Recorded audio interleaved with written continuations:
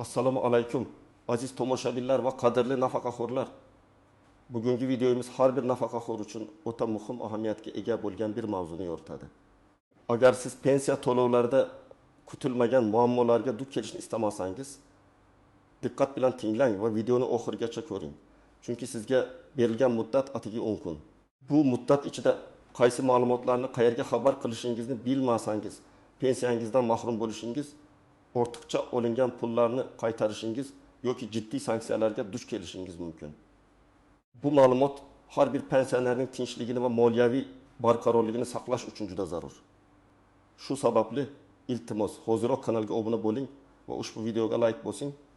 Shunda bu muhim ma'lumot ko'proq insonlarga yetib boradi. Keling, muammoning ildiziga bir nazar tashlaylik. Avvallari ham nafaqaxo'rlar o'z sharoitlaridagi o'zgarishlar haqida pensiya jamg'armasiga ma'lumot berishlari kerak edi. Bu majburiyat doimiy ravishda mavjud bo'lgan. Biroq ko'p hollarda bu qoidalarga rioya etilishi sustroq nazorat qilingan yoki fuqarolar o'zlarining majburiyatlari haqida to'liq xabardor bo'lmaganlar. Natijada ortiqcha to'langan pensiyalar yillar o'tib aniqlanar. Ba'zan esa bu holatlar sudgacha borib yetardi. O'sha paytlarda ma'lumot berish muddatlari ham biroz moslashuvchanroq bo'lishi mumkin edi. Yoki qonun hujjatlarida qat'iy belgilangan muddatlarga rioya etish talabi bugungidek keskin emasdi. Pensiya tizimi asosan qog'oz hujjatlar va jismoniy murojaatlarga asoslangan bo'lib, ma'lumot almashinuv sekinroq kechardi. Bugungi kunda esa vaziyat tubdan o'zgargan. Hukumat pensiya tizimining shaffofligini oshirish, moliyaviy intizomni mustahkamlash va byudjet mablag'laridan samarali foydalanish maqsadida bu qoidalarni jiddiy ravishda kuchaytirdi. Raqamlashtirish jarayonlari davlat organlari o'rtasida ma'lumot almashinuvining tezlashishi pensiya jamg'armasiga fuqarolarning hayotida ro'y berayotgan o'zgarishlarni ancha tezroq aniqlash imkonini bermoqda.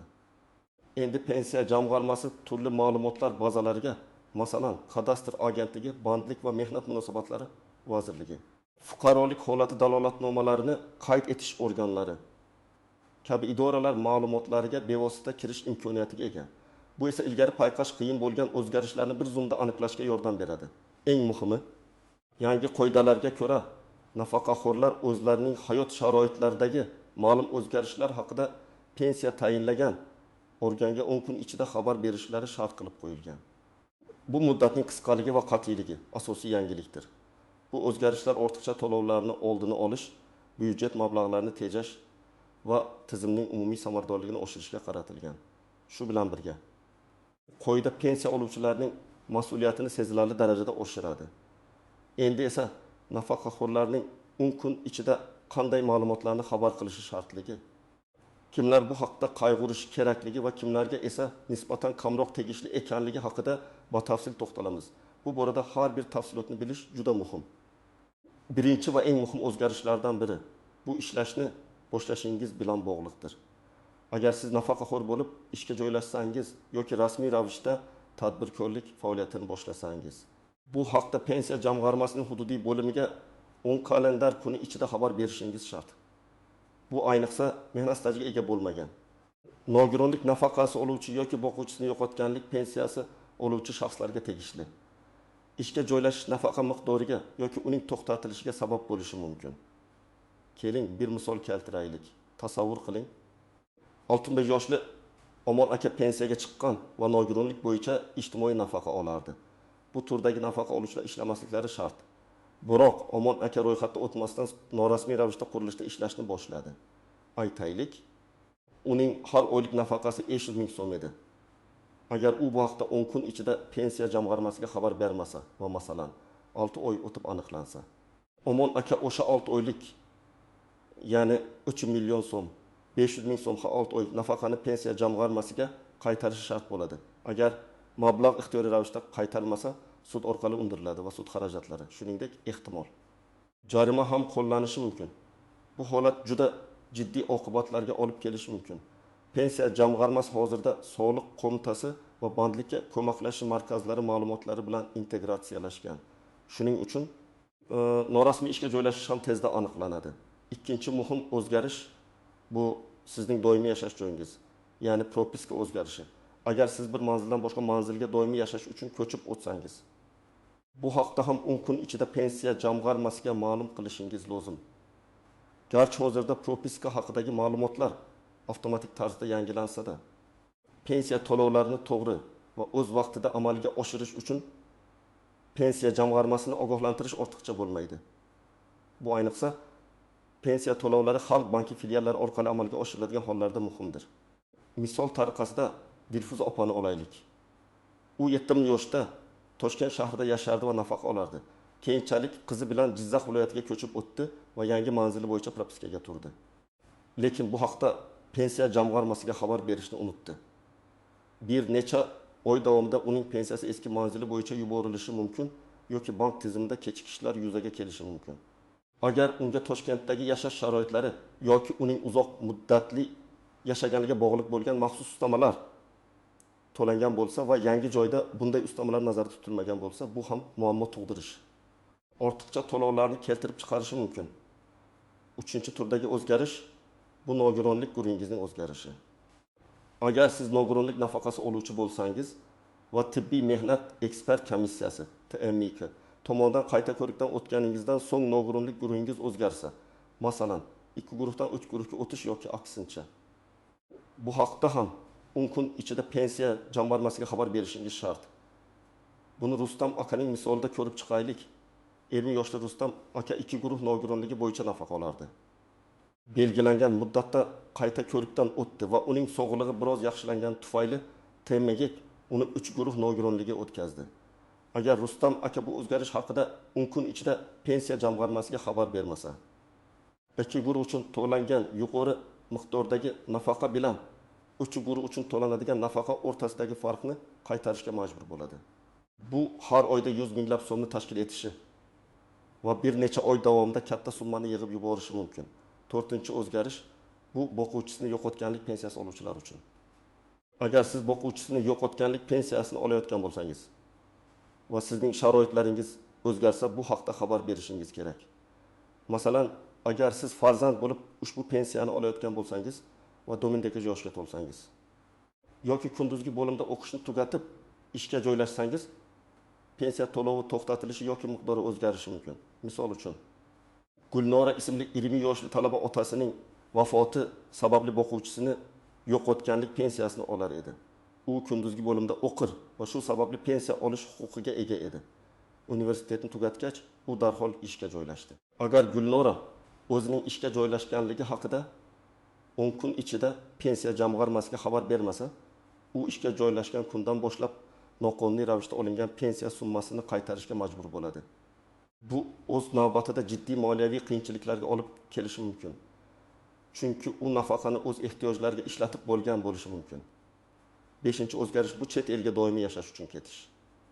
Agar nafaqaxo'r doimiy yashash uchun O'zbekiston Respublikasi hududidan tashqariga chiqib ketsa, uning pensiya to'lovi to'xtatiladi.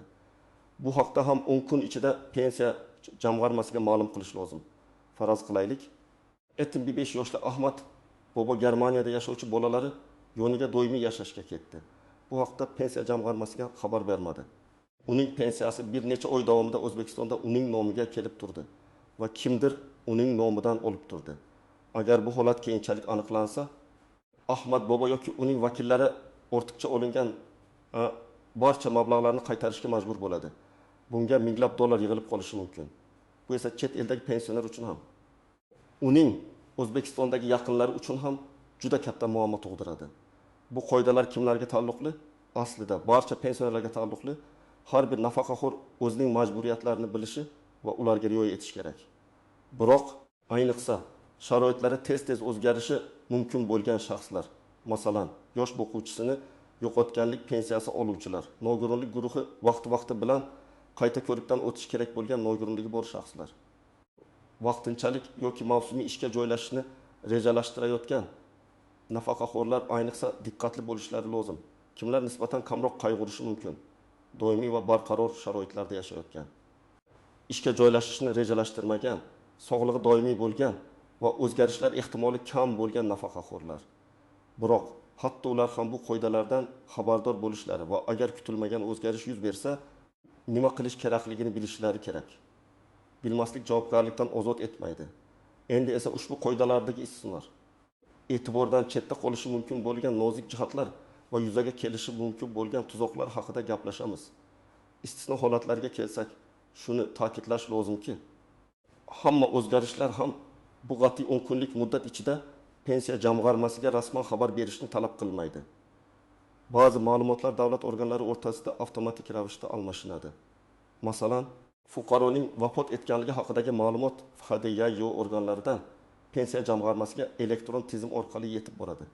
Shunga qaramay, agar oila a'zolari vafot etgan nafaqaxo'rning pensiya kartasiga tushgan pullarni yechib olishga uringan holatlar bo'lsa, bu jinoiy javobgarlikka sabab bo'lishi mumkin.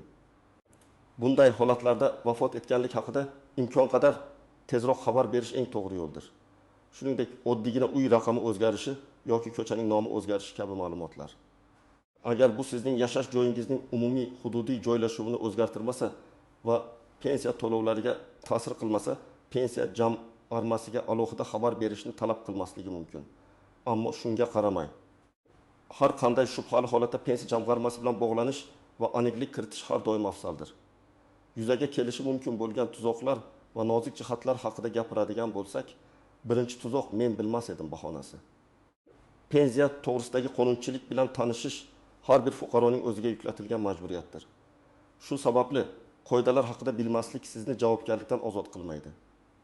Pensiya jamg'armasi yoki Xalq banki sizga bu qoidalar haqida tushuntirishga majbur emas. Siz o'z haqlaringiz va majburiyatlaringizni o'zingiz bilishingiz shart. Ikkinchi tuzoq ma'lumot berishni kechiktirish. Hatto bir necha kunlik kechikish ham jiddiy oqibatlarga olib kelishi mumkin. Pensiya jamg'armasi qoidalarga qat'iy rioya etilishini talab qiladi va muddat o'tgandan keyin berilgan xabar qabul qilinmasligi yoki uning asosida sanksiyalar qo'llanilishi mumkin. Shuning uchun har bir kun muhimligini yodda tuting. Uchinchi tuzoq noto'g'ri organga xabar berish. Ba'zi nafaqaxo'rlar o'zgarishlar haqida pensiya jamg'armasiga emas, balki boshqa davlat idoralariga yoki Xalq bankining oddiy xodimi oldiga og'zaki ravishda ma'lumot berib, o'zlarini burchlarini bajargan deb hisoblashlari mumkin. Bu noto'g'ri.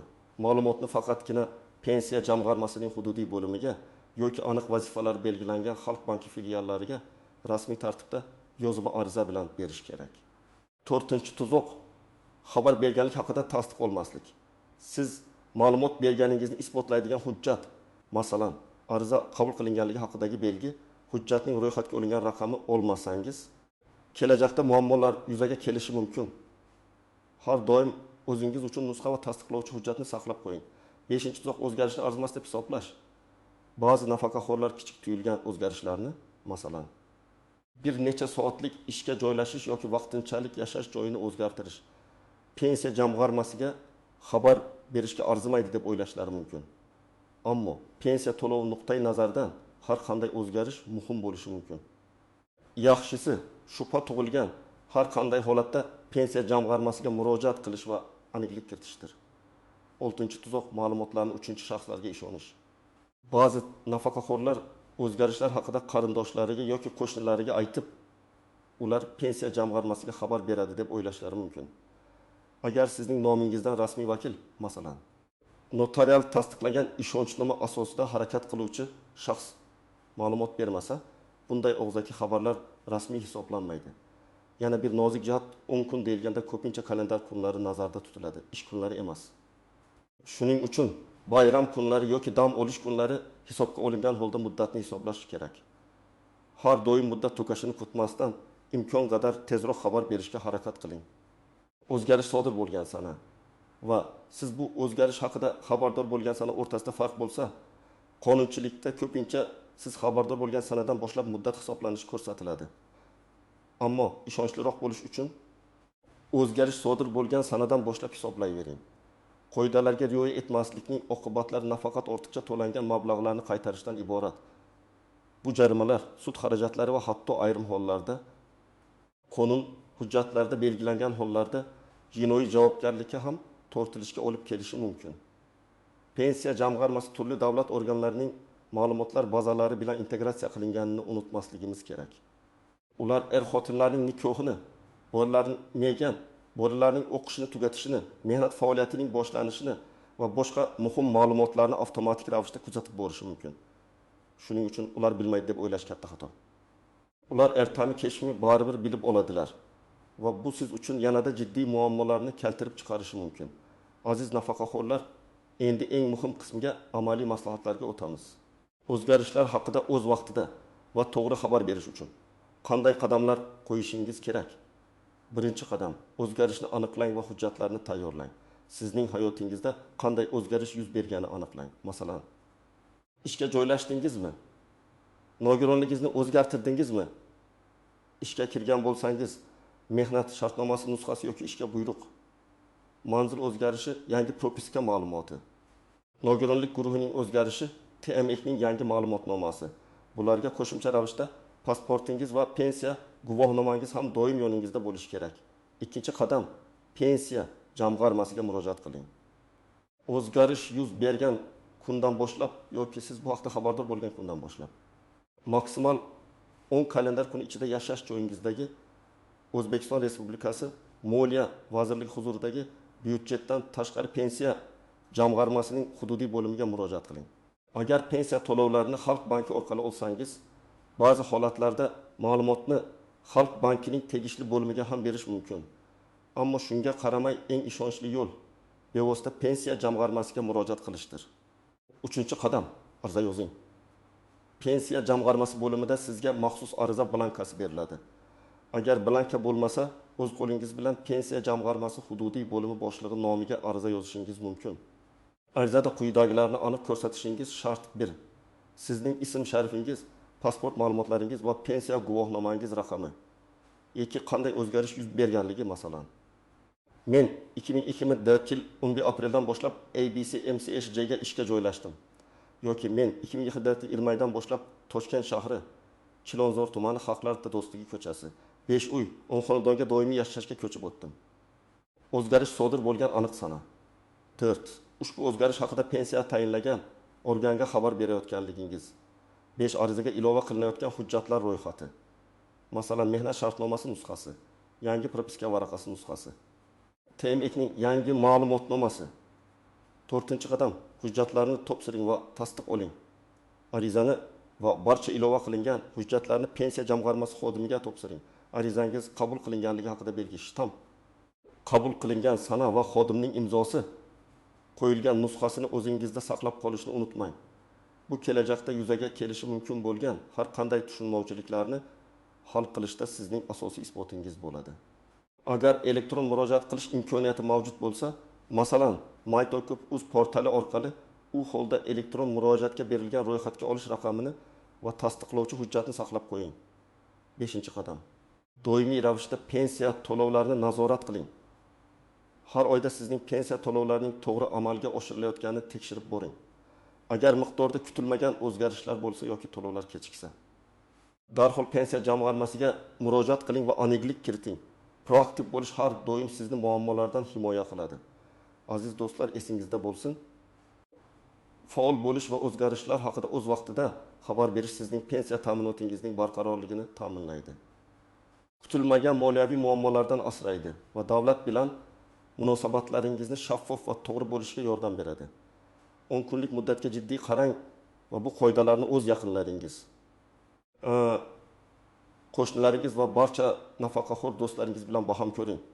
Bu ma'lumot kimningdir pensiyasini saqlab qolishi mumkin.